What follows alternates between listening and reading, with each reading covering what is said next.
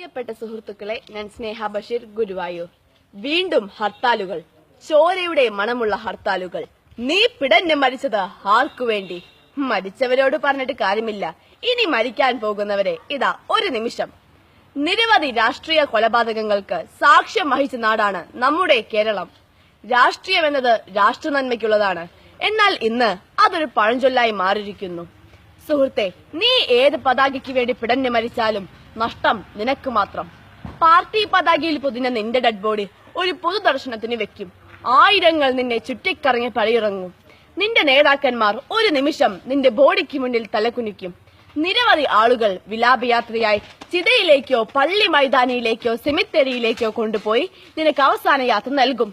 പിന്നെ ഒരു അനുശോചന യോഗം. ആ യോഗത്തിൽ നിന്റെ നേതാക്കന്മാർ നിനക്ക് മുമ്പ് കൊല്ലപ്പെട്ടവന് വേണ്ടി എഴുതി തയ്യാറാക്കിയ അതേ വരികൾ ഉച്ചഭാഷണിയിലൂടെ വിളമ്പും. നീ പാർട്ടിക്ക് ഒരു രക്തസാക്ഷി, അവർക്ക് വേണ്ടതും അതുതന്നെ. ദിവസങ്ങൾ കഴിയുമ്പോൾ നീയും 6 അടി മണ്ണിൽ അലിഞ്ഞു ചേരും. നിന്റെ നേതാവും നിന്റെ വയറ്റിൽ കടാര കയറ്റിയ എതിർ പാർട്ടിയുടെ നേതാവും ഒരേ വേദിയിൽ കെട്ടിപ്പിടിച്ചും മുത്തം കൊടുത്തും പൊട്ടിച്ചിരിച്ചും ജനനായകന്മാരായിരിക്കുന്ന മനോഹരമായ കാഴ്ച.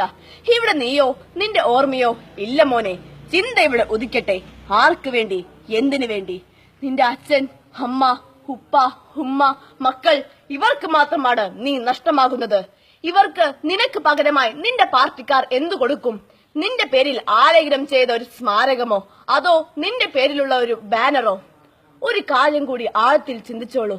നിന്നെ നൊന്ത് പ്രസവിച്ച മാതാവ്, നിന്റെ ബീജത്തിൽ പിറന്നു വീണ മക്കൾ, ഇവർക്ക് ഒരായുഷ്കാലം മുഴുവൻ നിന്നെ ഓർത്തുള്ള കണ്ണീർ തുള്ളികൾ ചുടുരക്തങ്ങളായി ഈ ഭൂമിയിൽ ഉറ്റി വീണുകൊണ്ടേയിരിക്കും. വേണ്ട, അരുത്. നേതാക്കന്മാർക്ക് വേണ്ടി നീ ജീവൻ ബലിയർപ്പിക്കരുത്. കത്തികൊണ്ടും കടാര കൊണ്ടും കൊടുവാൾ കൊണ്ടുമുള്ള രാഷ്ട്രീയത്തോട് ഗുഡ് ബൈ പറഞ്ഞേക്കൂ. ജയ് ഹിന്ദ്.